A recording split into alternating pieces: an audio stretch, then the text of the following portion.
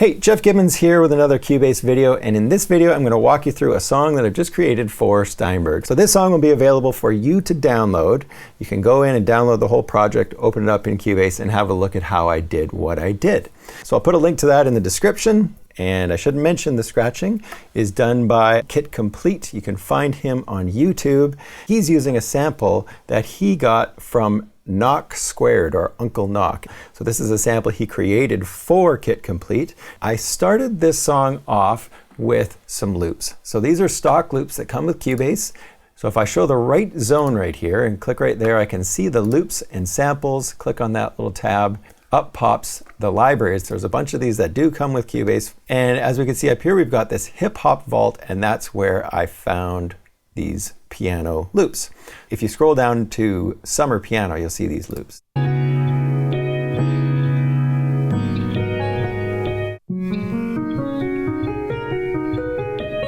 So I put it onto an audio track, and let me just make an audio track for it, and I'll just drag it over. I had my tempo around 72 beats per minute, and this one was slightly different. So let's put it right on the grid right there, 66.5. This loop has been stretched slightly to fit the 72 beats per minute, and Cubase will do that automatically. And what I did next was I bounced the audio. So I'm going to just call this Summer Test. So the next thing I did was to bounce this little file. So I just went up to Audio and then Bounce Selection, or Command B, and then I replaced the events. And now I've got a chunk of audio that is perfectly at 72 beats per minute and is no longer being warped to fit my tempo, which is what I want because I want to drag this into a groove agent. So I pressed I for an instrument track. That's my key command for that one. And I go over to Groove Agent SE. Click on Add Track. And in here, I wanted to take this loop and chuck it right onto a pad because I wanted to be able to play this on Machine. So in order to get this onto Groove Agent pads and in order to use Machine, all I had to do was drag this loop right onto a pad. So I'll drag it onto the first pad. And the next thing I'm going to do is chop it up. So I'm going to zoom right out and I'm going to click over on Slice. And once you do that, you'll see a bunch of lines pop up in your loop. But what I did for this song was to turn it from transient mode to grid. So if I turn it to grid, what it's going to do is it's going to find slices based on the amount of bars and beats that you have. In this little loop, I know that it is 4 bars long. So if I change that to 4 bars long, we see that the tempo is now reflected properly at 72 beats per minute. And then what you do is you change where you want this grid to put slices. So I'm going to change the grid to quarter note.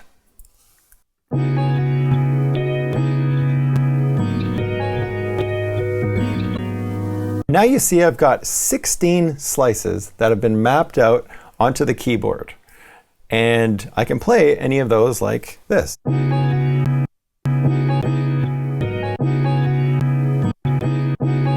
And you'll also hear, sometimes you hear a little pop. So what you can do there is just add a little bit of a fade in. And I also added a little bit of a fade out. So just a few milliseconds.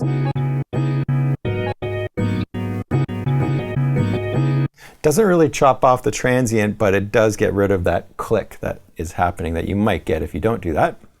So one thing you could do, just like Rex files, is you could take this little MIDI button right here and drag that onto your project, and it spills out this loop onto your project. So if I solo this, so you can hear now that it's playing it in sequence in each one of those slices. So you can see my slices right there. So it'll drop them all into your project. And this works really nicely when you've got something like a drum beat that is happening not exactly every 16th note or something like that. But in this case, we want to actually play them in. And so you can either use the keyboard if you don't have Machine, or you can use Machine to do something like this. If I just press Shift Channel on Machine. So once you've done that, now Groove Agent is controlled by Machine. If I go over to Groove Agent and I change it from pattern to make sure it's on instrument, I will see all of my slices right here.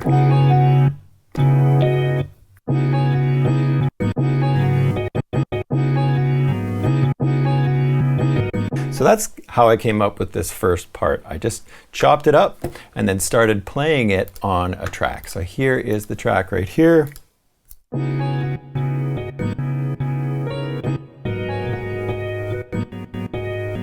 So the next beat is this R&B loop. I actually found this one in Soul Assembly. So let me just show you what I did with that one. I'll go over to Groove Agent right here, and you can see the loop is dropped in. If I click on Instrument, and the loop was called R&B Drum Loop 71.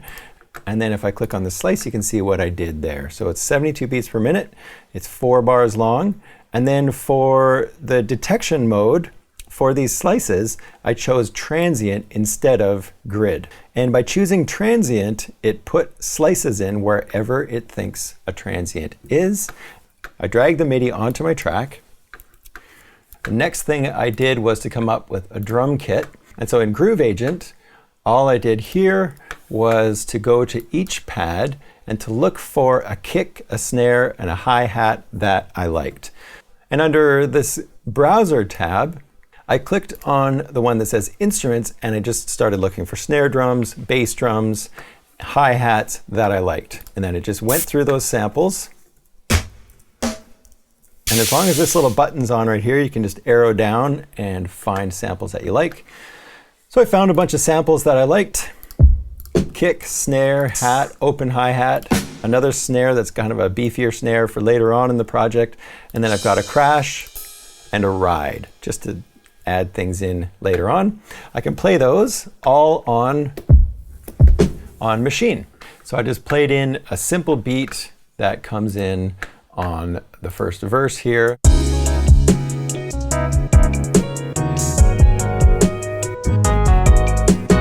Last thing for drums was to do another loop. So in this one, I've got a Groove Agent right here. This one was a hip hop beat from the hip hop vault. Drag that in, click over on Instrument, and you can see the slices that I've got for that one. The first instrument that I went to was the Rhodes. And if I click Edit Instrument here, you'll see that this one just comes from the Halion Sonic SE Hybrid library. Most of the sounds I'm using here are coming from these included HSSE libraries. And that's it. So I load up this Bit Crushed Mark I, which started out with a lot more distortion, and then I just turned the distortion right down. Then I added a bass, so I've got a synth bass that comes in the Halion Sonic SE Basic Synth Bass patches. It just worked perfectly for this tune. And I did play with the settings just a little bit to get a little bit warmer bass sound. And then what I did is I also went to the EQ and adjusted it. So I took the high frequencies and just pushed them right down. Because I wanted just a warm synth bass, boosted a little bit in some of the low frequencies here. Later on in the song, I've got an upright bass that comes in, which is also a Halion Sonic SE patch. So just a really basic acoustic bass patch, and takes us back into the synth bass for the final chorus. So what else do I have in here? I've got some more percussion loops, and I've got other piano loops that I put in there. So I've got the one piano for the verse, I've got another piano for the chorus. Let's have a listen to that one. And this one was a little trickier to fit with the song because I wanted the chorus to have some more complex chords in it. So I came up with the chord progression on the Rhodes first, and then I took this other loop and tried to fit it in with the chord progression that I had in the song. It had some fancier sort of elements in it, like that little guy right there, and that one comes in right before the chorus. It's perfect. It leads right into the chorus perfectly. So I kind of played around with those and found the samples that worked with the key of the song. So here is the Rhodes and the piano.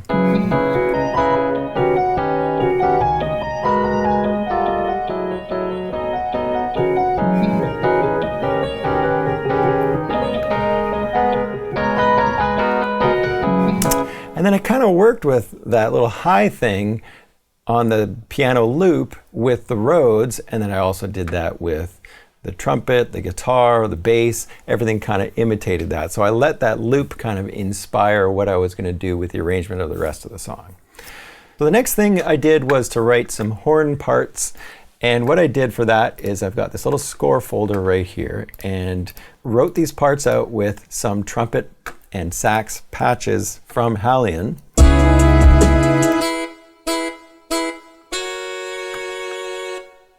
And then I went to the score editor, so Command R opens up the score editor.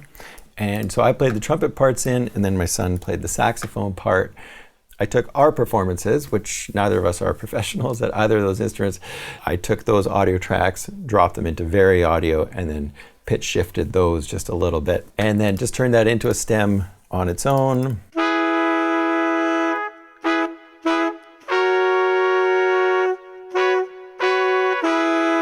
Those are the horns. I've also got electric guitar in here. For the electric guitar, I took my hollow body and just ran it through the VST amp rack.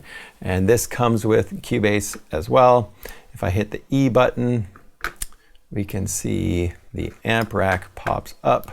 Went through the patches till I found one that worked. And this Thai Atmosphere 2 just seemed perfect for the electric guitar. And then onto the scratching. I sent an entire mix of this project over to Kit Complete.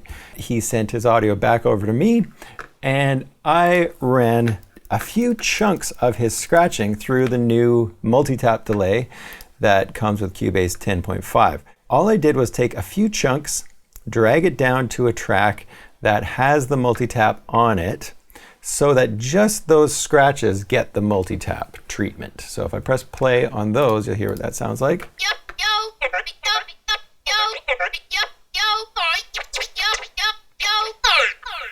And the multi-tap delay is a crazy thing. You can choose what happens on every single echo. For now, all I did was go through each of the presets until I found one that worked nicely for this little scratching thing. So that was this Kick Trap Pulsar, and I think I just played with the mix. That's about it on that one. I also used the new Pad Shop 2, and I didn't import any samples. I didn't have time to get too crazy with it. What I did was find a nice patch from the new library of patches.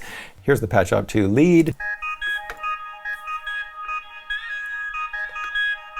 Kind of mixed it and ran the whole thing through a maximizer. Nothing too fancy with the mixing. And I should mention this other little tape bend that I've got right here.